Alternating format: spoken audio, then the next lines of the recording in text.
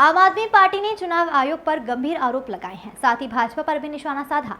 जानकारी के अनुसार आपको बता दें कि भारतीय जनता पार्टी के प्रचार प्रसार में पोस्टर, विज्ञापन से लेकर दीवार पर विज्ञापन प्रिंट करवाए गए थे, जिसको लेकर बवाल मचा हुआ था। आम आदमी पार्टी ने आरोप लगाया कि भारतीय जनता पार्टी नियमों का उल्लंघन कर रही है, खुलेआम प्रचार प्रसार कर रही है। आज वोटिंग का दौर चल रहा है, धारा 144 लागू है, फिर भी इनके द्वारा दीवार पर विज्ञापन प्रिंट करवाए गए हैं, जिसको लेकर ना तो चुनाव आयोग ने ध्यान दिया है, ना ही नगर निगम ने।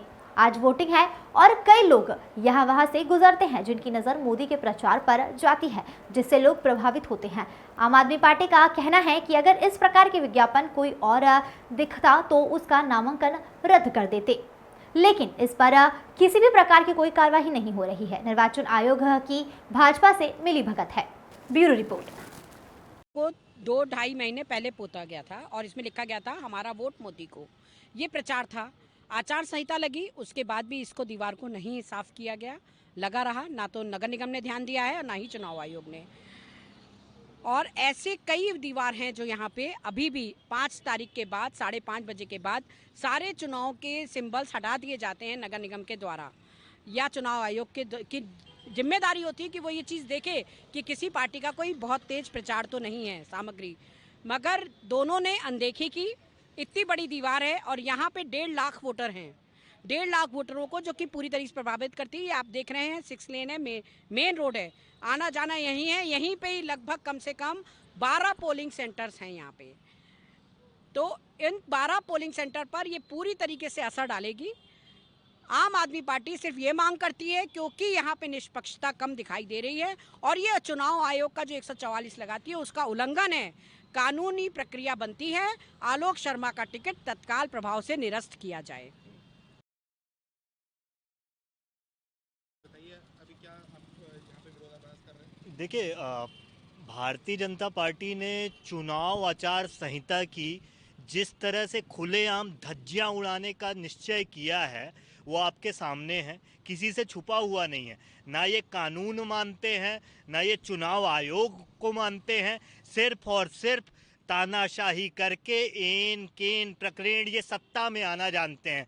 भारतीय जनता पार्टी को क्या आन पड़ी कि जब चुनाव आयोग ने चुनाव बंद कर दिया तो क्यों इस तरह का प्रचार जनता को भ्रमित करने के लिए कर रहे हैं। यहाँ कई पोलिंग बूथ के लोग यहाँ से, मतलब ये मेन रोड है और ये ऐसी विधानसभा है। मैं फिर जिक्र करना चाहता हूँ कि 2023 में सर्वाधिक, भोपाल में लगभग सर्वाधिक वोटों से जीतने वाली ये भारतीय जनता पार्टी की विधानसभा रही है। तो आप जब सुबह 6 बजे से लेकर शाम के 6 बजे तक चुनाव होता है और मतदान होता है तो एक एक क्षण में यहाँ से कितने लोग गुजर रहे होते हैं। जो मतदान को प्रभावित करने का काम भारतीय जनता पार्टी ने इस तरह से किया है वो गलत है। और मैं सिर्फ और सिर्फ चुनाव आयोग से यही मांग करता हूं कि आप निष्पक्ष हो जाइए।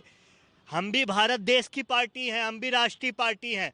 आप ये दोहरा रवैया मत अपनाइए कि भारतीय जनता पार्टी के लिए कोई आचार संहिता नहीं, कोई धारा 144 नहीं, कोई कुछ भी नहीं, और आम आदमी पार्टी का सॉन्ग निरस्त कर दिया जाता है, कांग्रेस के कैंडिडेट निरस्त कर दिए जाते हैं, उनका प्रस्ताव वापस ले लिया जाता है। भारतीय जनता पार्टी को मैं फिर बोलना चाहता हूं कि अगर वो लड़ना चाहते हैं चुनाव तो अच्छे से लड़ें, जिस तरह लड़ा जाता है उस तरह लड़ें और जनता के बीच में जाएं। इस तरह से पीछे के दरवाजे से संसद में बैठने का काम ये ना करें। बूथ क्रमांक क्या नंबर है इसका?